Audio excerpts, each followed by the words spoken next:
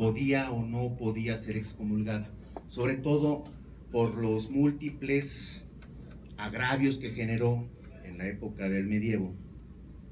Y entonces resultó que empezaron a cuestionar si la iglesia podía ser sancionada con la excomulgación, pero como ustedes pueden observar, el Papa Inocencio IV, en el año 1245, aun y cuando internamente estaba él convencido de que las corporaciones podían delinquir, agarró e hizo una declaración en el sentido de que no. Y él fue el creador de esa frase que durante muchos siglos nosotros tuvimos en mente, y por eso abdicamos de regular la imputación penal para las personas morales.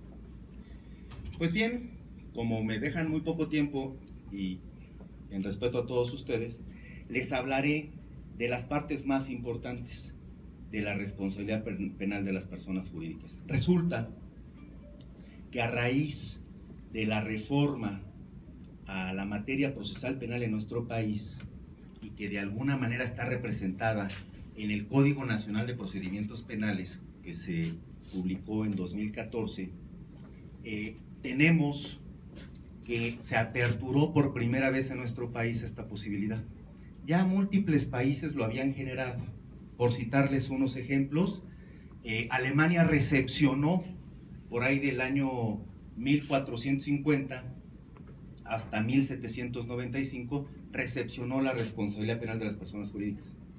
Pero, como ustedes saben, Alemania es uno de los países que mayor aportación a la doctrina penal ha generado en los últimos años, en los últimos siglos. Y los doctrinarios alemanes han determinado hasta el momento que la responsabilidad penal de las personas morales no debe estar regulada en su derecho.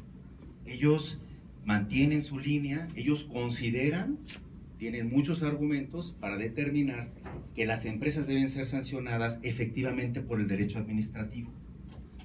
Y parten de algunos principios y de algunas ideas que vamos a tocar brevemente. En primer lugar, los opositores a que se sancione penalmente a las personas jurídicas dicen que para eso el derecho administrativo sí existe, ¿no? Que las personas morales no tienen voluntad propia, no tienen capacidad de decisión corpórea como la tienen los seres humanos, y que además las sanciones de corte penal persiguen un fin.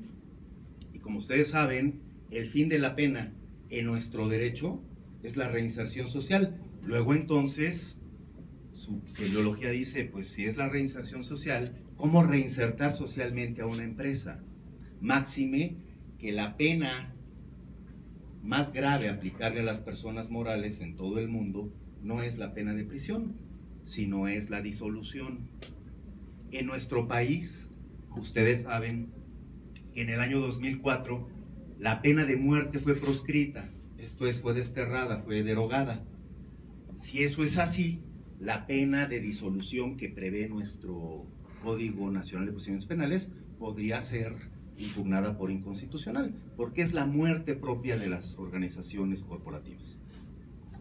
Además, los opositores a este régimen de imputación penal señalan, y parecieran muy atractivas esas observaciones, que la imposición de una sanción como lo es la disolución no solo afecta a las personas físicas que materializaron el delito por el cual se les imputa responsabilidad penal, sino que la sanción, al ser general, en el caso de la disolución, afecta a un grupo de empleados que se apegaron al derecho corporativo durante todo su desempeño y sus funciones. Entonces, la sanción no solamente tiene un impacto en los que violentaron la norma penal, sino en aquellas personas que trabajan y que realizan correctamente su desempeño laboral. Obviamente, argumentan de una manera final que cuando se detecta a una persona, a un grupo de personas que violan la norma, es muy fácil para las empresas, a las personas morales, reemplazarlas. Y entonces el castigo, la esencia de la pena, se diluye. Indiscutiblemente, como nosotros podemos observar, las empresas, de alguna forma, son personas son instituciones, son cuerpos que tienen personalidad jurídica propia, que son un conglomerado de opiniones, de voluntades, que constituyen una diferente a sus agremiados, a sus socios. Tienen capacidad de decisión. Existe un cúmulo de normas que están dirigidas a ellas y por ende ellas pueden apegarse o violentarlas haciéndose merecedoras de una infracción o de una sanción. En el derecho económico podemos vislumbrar que al igual que las personas físicas, ellos tributan fiscalmente. Por eso se tomó la determinación seria de regular la imputación penal de las personas morales. Aquí definitivamente es un nuevo paradigma, es una nueva posibilidad que tenemos los abogados de instaurar procedimientos penales, no solo respecto de personas físicas, y tiene una ventaja. Las personas morales tienen una mayor capacidad para reparar el daño a las víctimas. El punto es identificar cuál ha sido su participación en la comisión de diversos delitos.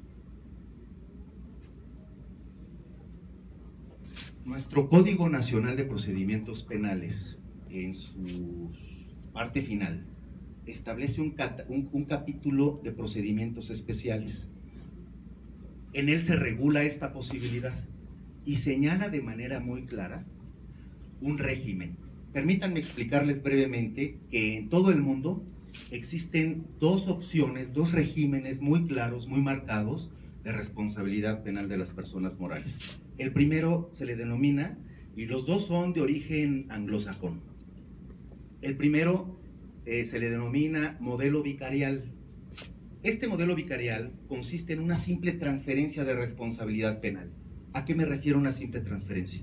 Si se logra acreditar que una persona física al interior o en el seno de una corporación cometió un delito, se le transfiere esa responsabilidad por ese simple hecho, por el hecho de pertenecer a la organización empresarial y porque el delito estuvo correlacionado con los fines de la empresa. Luego entonces se le transfiere esa responsabilidad. El sistema vicarial lo que hace es que la persona jurídica absorbe esta responsabilidad y la persona física ya no es sancionada. Por eso también se denomina como un modelo subsidiario o un modelo de heteroresponsabilidad. Este modelo vicarial tiene prácticamente dos vertientes fundamentales. La primera vertiente, que es la norteamericana, en la que para que pueda aplicarse responsabilidad a un corporativo, va a ser necesario no solo la simple transferencia, sino que exista una actuación criminal por parte de un sujeto activo que corresponde a la organización, no importa qué nivel tenga el empleado, si es un empleado de bajo nivel, un empleado de nivel intermedio o un empleado de nivel alto, no importa. Como segundo elemento es que esa actuación criminal o esa actuación penal esté circunscrita a las finalidades propias de la empresa, lo que se le denomina el objeto social. Y finalmente, que se haya obtenido un beneficio para la empresa, un beneficio distinto del que obtuvo la persona física que cometió el ilícito penal.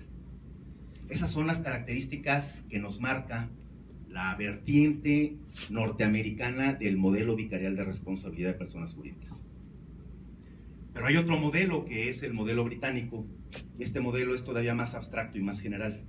Este modelo aborda la transferencia directa y dice: para que se pueda imputar responsabilidad penal, es necesario que un miembro directivo de la organización cometa el delito. Basta con esa característica.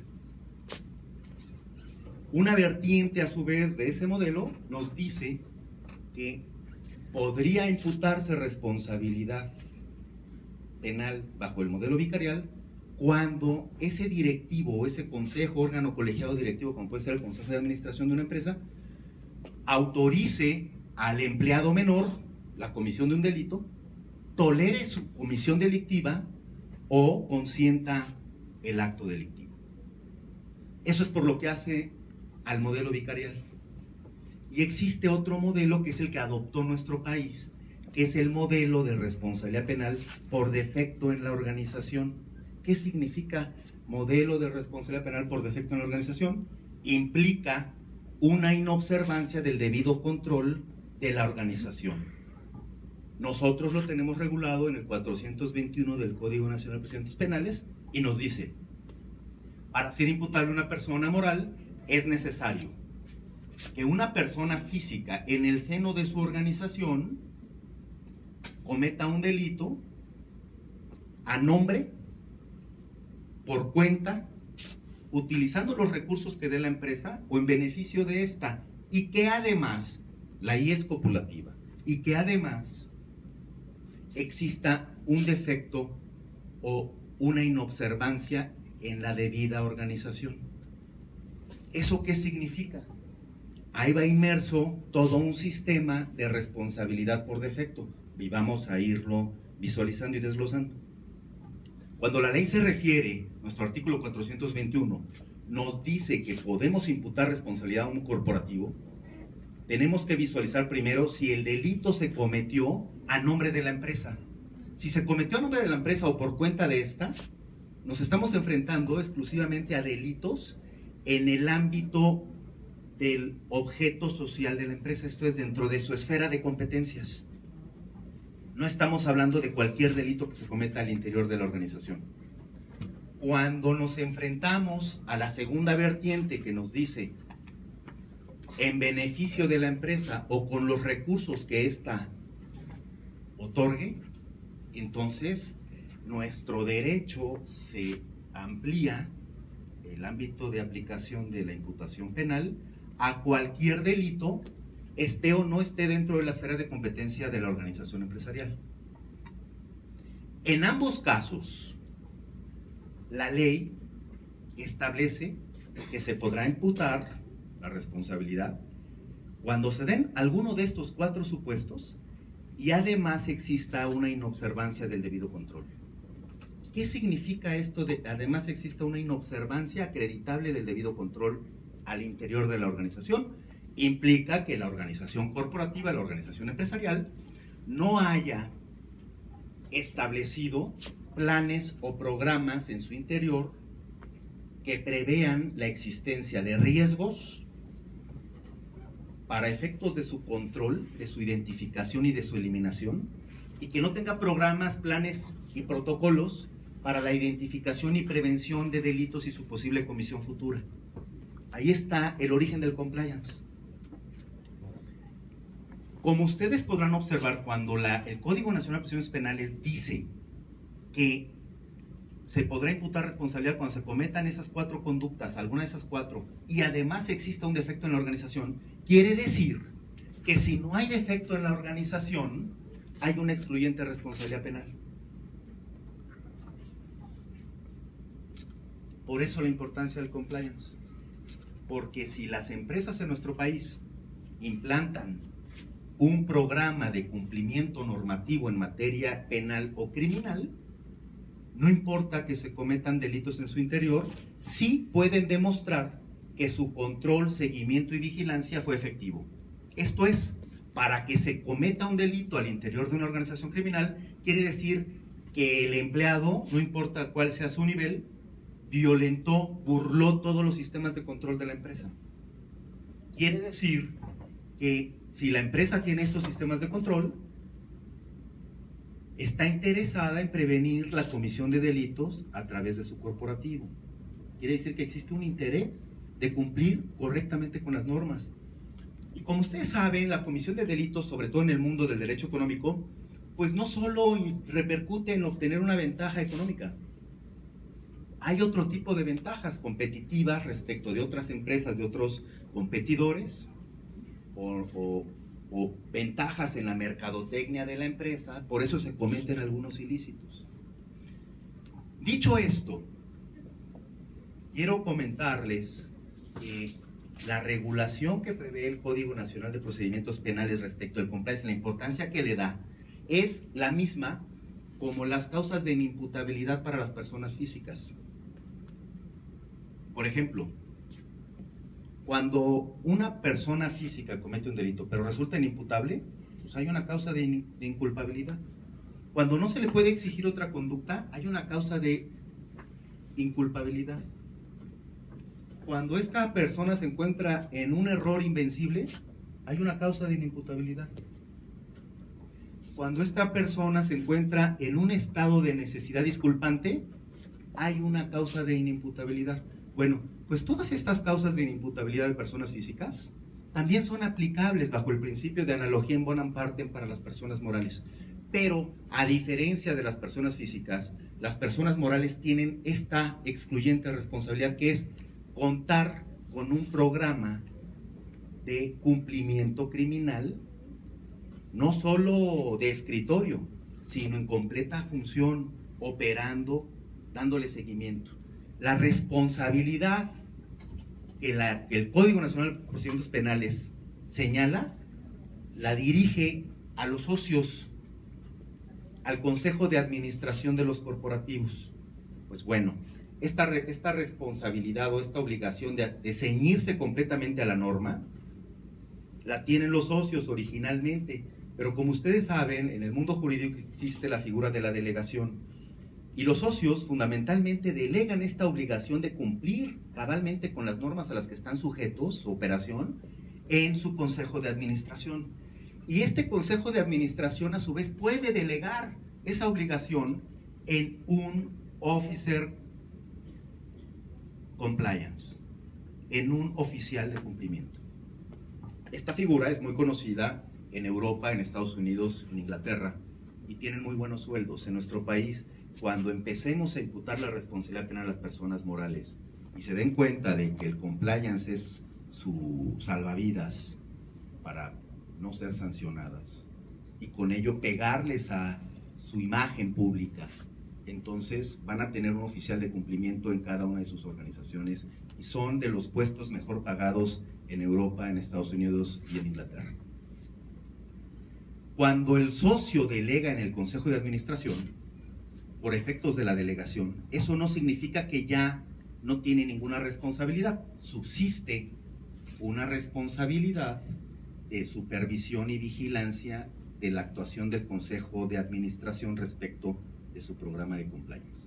Y cuando el Consejo de Administración delega esa función de supervisión y vigilancia en un oficial de cumplimiento, entonces asume esa facultad delegada, esa responsabilidad de seguimiento y control, y el socio diluye más su responsabilidad y le queda una responsabilidad respecto del Consejo de Administración, de Supervisión y Control, pero respecto del oficial de cumplimiento, en el sentido de tener una alta comunicación. La comunicación es muy importante entre el oficial de cumplimiento, el Consejo de Administración y el socio. ¿Por qué razón? Porque, déjenme tratar de proyectarles algo importante. Un programa de cumplimiento se integra prácticamente con una serie de procedimientos, y entre ellos está el de comunicación interna para efecto de recibir denuncias que puedan ser canalizadas al interior y resueltas al interior a través de la imposición de sanciones, entre las cuales la más alta al interior del régimen del corporativo es el despido, pero también está la comunicación externa por presentación de denuncias ante la autoridad competente. Quiero comentarles que este nuevo régimen de imputación penal de las personas morales tiene un sustento en nuestro código para un gran catálogo de delitos. ¿Esto qué significa? Cuando yo les menciono que hay un catálogo, a las personas jurídicas no se les puede imputar cualquier delito. Tenemos que ver en el artículo 11 bis del Código Penal Federal qué delitos integran el catálogo que es imputable a la persona moral. Aquí les hice un resumen, no son todos, pero en el artículo 11 bis lo tenemos previsto. Y nuestro Código Nacional, que aplica a todas las entidades federativas, nos dice de una manera clara que solo se le podrá imputar responsabilidad a un corporativo cuando los códigos penales establezcan un catálogo de delitos. Lo que significa que si una entidad federativa regula procedimentalmente esta imputación de responsabilidad penal, pero no cuenta con catálogo de delitos, entonces no puede haber una imputación penal a ninguna persona, aun y cuando cuenten con el procedimiento. Por eso es bien importante que nosotros consideremos cuáles son los delitos previstos en el Código Penal Federal y vayamos dándole seguimiento a todas las entidades federativas cuando van regulando sus modificaciones a sus códigos penales estatales. No todos han regulado su catálogo de delitos aplicable a personas jurídicas. Entonces, como abogados tenemos que tener muy en claro que hay entidades federativas en donde sí se le puede aplicar una imputación penal a una persona moral y hay entidades federativas en las que no. Lo importante y relevante es que es una obligación y va creciendo el número de entidades federativas que van regulando su imputación a personas morales. Lo importante también es saber que en el ámbito federal, todas las empresas que incurran en alguno de estos delitos pueden ser sujetas de responsabilidad penal. Ahora bien, uno de los puntos más controvertidos es por qué no se les puede sancionar penalmente por la comisión del delito de homicidio, el delito de lesiones, cuando del catálogo podremos por aquí observar, bueno, aquí está corrupción de menores, está trata de personas, está tráfico de órganos. Entonces pareciera ser que no hay una regulación completa.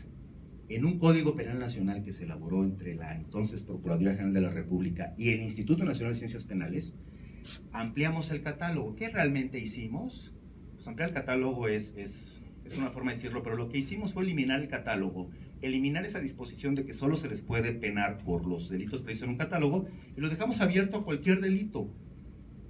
Los procedimientos penales irán regulando por su propia naturaleza del acto comisivo, de la comisión del hecho ilícito, si es por su propia naturaleza imputable un delito o no a una persona moral. Se va a ir autorregulando. Realmente les voy a platicar brevemente que nuestra disposición del Código Nacional de Procedimientos Penales tiene varias deficiencias, porque esto está regulado en 5 articulitos, 4 artículos, del 421 al 425, 1, 2, 3, 4, 5, 5 articulitos.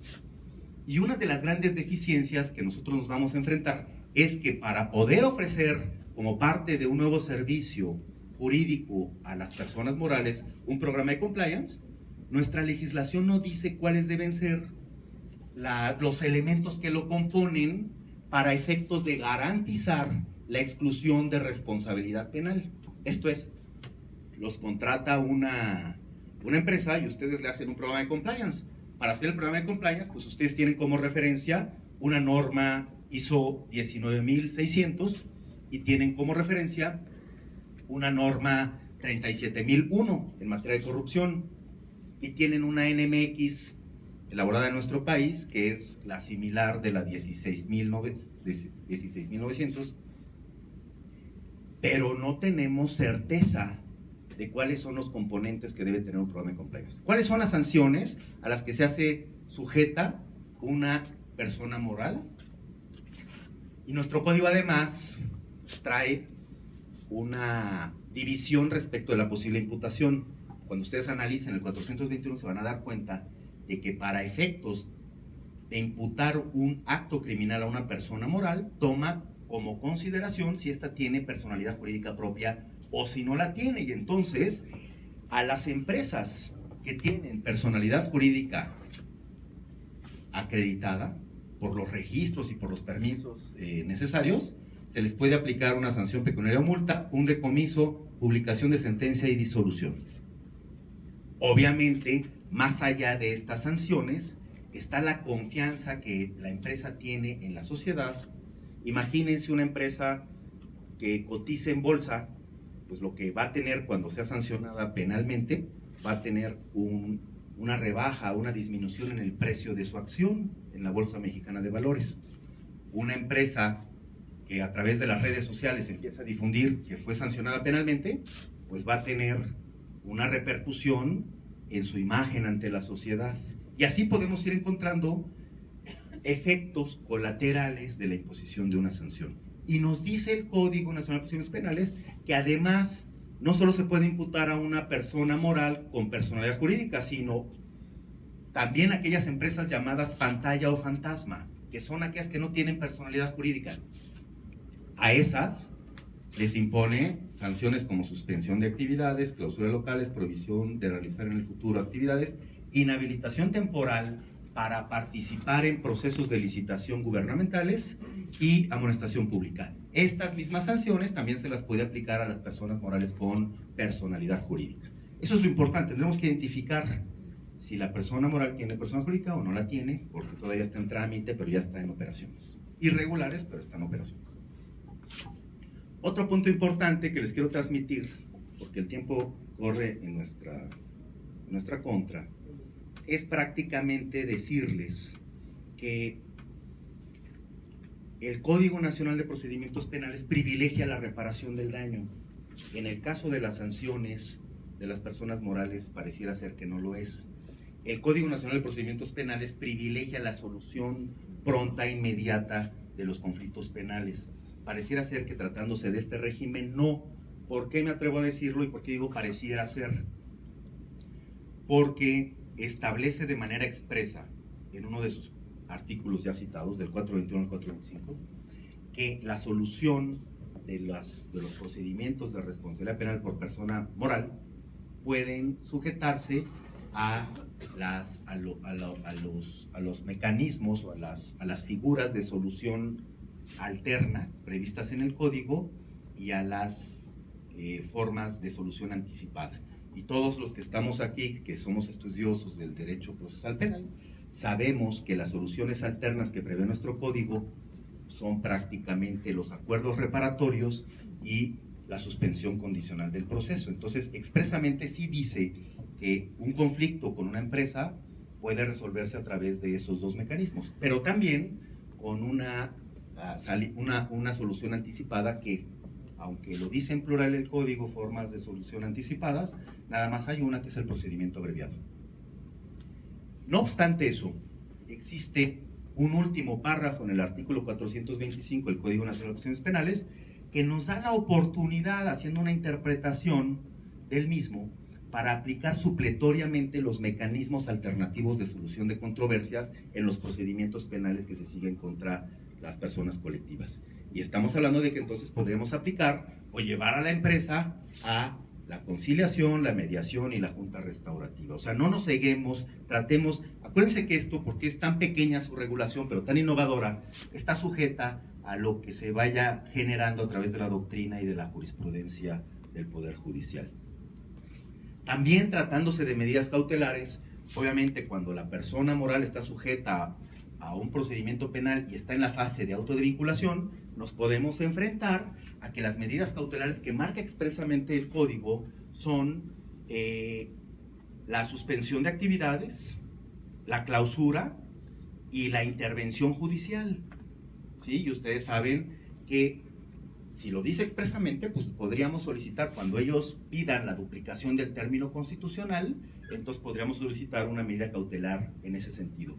Pero también existen las providencias precautorias, y en términos de la interpretación del artículo 425 que les he señalado, pudiéramos también requerir que a una empresa se le imponga una medida precautoria, una providencia precautoria, que consiste en el embargo de bienes o en el congelamiento de cuentas bancarias o de valores que se encuentren inmersos o regulados por el sistema financiero mexicano. Entonces, vaya que hay posibilidades de empezar de alguna manera a aplicar o iniciar procedimientos de responsabilidad penal en contra de personas morales, sobre todo del derecho económico. Finalmente, lo que les quiero comentar es hacerles una breve